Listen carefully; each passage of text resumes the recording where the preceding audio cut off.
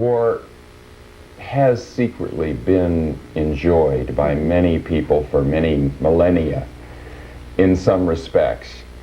It's also, of course, been detested, but until we acknowledge the challenge that it presents, the exhilaration it's offered us, and the overarching myths it creates for national life and national identity, we aren't going to displace it. We aren't going to move past it into less harmful activities. And are you, excuse me a second, yeah. Are you saying you're not really presenting the picture that there are a lot of people who love to kill each other? What you're really saying is that there's an exhilaration, there's a thrill that goes on with the organization of war making. See, war making isn't killing each other. No one loves really to kill each other unless they're very much degraded by having been in war for several years, you see, and almost lost their humanity through the process. But war making comes out of essentially trying to obtain justice for your tribe.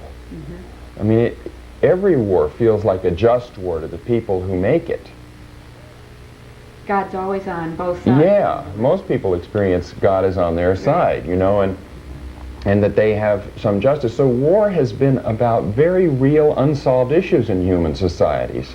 And it's been a very crude instrumentality for resolving those conflicts and those issues. But it's for what we've used for better or worse up until this point. And now suddenly war has become so extremely destructive that we're forced, in spite of ourselves, to find a different way of approaching human difference. We probably wouldn't have been forced if it hadn't been for the nuclear energy that resides down there in the core of the atom. But it does, and so human beings are challenged to finally become humane.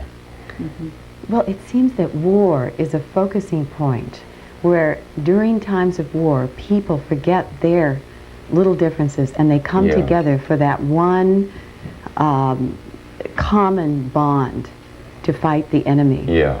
And so it seems that the better game for war could be having the common bond, not the war, but the peace efforts. Focusing the same energy, healing our differences and our separative differences to come together for that one common goal.